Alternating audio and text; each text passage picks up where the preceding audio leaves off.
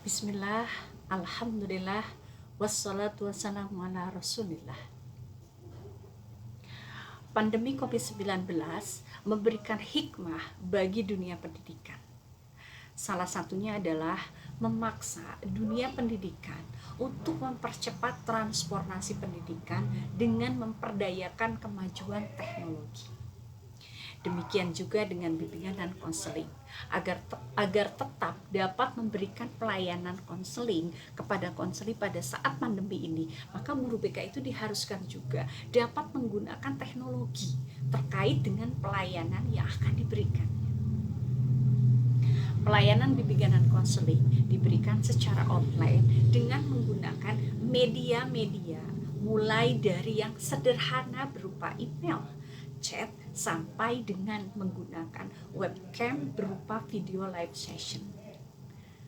Nah, secara umum, tujuan pelaksanaan layanan bimbingan dan konseling adalah berupaya membantu siswa menemukan pribadinya dalam hal mengenal kekuatan dan kelemahan diri, serta menerima dirinya secara positif dan dinamis sebagai modal pengembangan diri lebih lanjut. Jenis layanan bimbingan dan konseling terselenggara harus sesuai dengan 4 bidang bimbingan, yaitu yang pertama adalah bidang bimbingan pribadi, yang kedua bidang bimbingan sosial, yang ketiga bidang bimbingan belajar, dan yang keempat adalah bidang bimbingan karir. Jenis-jenis layanan bimbingan dan konseling terbagi menjadi 10 ditambah dengan 5 kegiatan pendukung. Nah, apa saja layanan bimbingan konseling yang 10 itu?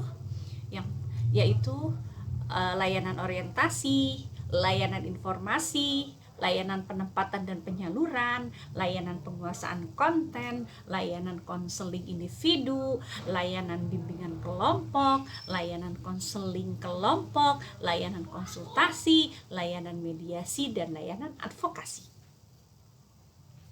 Nah, kegiatan pendukungnya itu apa saja yang dimana? Yang pertama adalah aplikasi instrumentasi, yang kedua himpunan data, yang ketiga konferensi kasus, dan yang keempat home visit, dan yang terakhir adalah alih tangan kasus. Nah, pada kesempatan ini saya akan membahas tentang layanan konseling individu. Dari beberapa jenis layanan bimbingan dan konseling yang diberikan kepada konseli atau peserta didik, tampaknya untuk layanan konseling individu ini perlu mendapatkan perhatian lebih, karena layanan yang satu ini boleh dikatakan merupakan ciri khas dari layanan bimbingan dan konseling yang membutuhkan pengetahuan dan keterampilan khusus. Nah, dalam kondisi pandemi saat ini, maka pemberian layanan tidak dapat dilakukan secara langsung atau offline, tetapi melalui PJJ atau pembelajaran jarak jauh. Nah, adapun media yang digunakan berupa media sederhana dengan memanfaatkan medsos, yaitu melalui chat dengan WhatsApp atau Line, dan juga konseling real time melalui call WhatsApp atau Line. Nah, proses konseling individu darurat COVID-19 secara online ini dapat dibagi menjadi 2 tahap. Ya, yang pertama adalah tahap persiapan, yang kedua adalah tahap konseling. Tahap persiapan ini terdiri dari apa saja? Yang pertama adalah tahap persiapan. Nah, pada tahap persiapan ini mencakup yang pertama membuat RPL, yaitu rencana pelaksanaan layanan dan jadwal konseling. RPL ini berisi tentang kegiatan atau layanan yang akan dilakukan oleh guru BK. Yang kedua, tahap persiapan ini mencakup persiapan media yang akan digunakan, yaitu handphone, laptop, dan ketersediaan jaringan koneksi internet tentunya.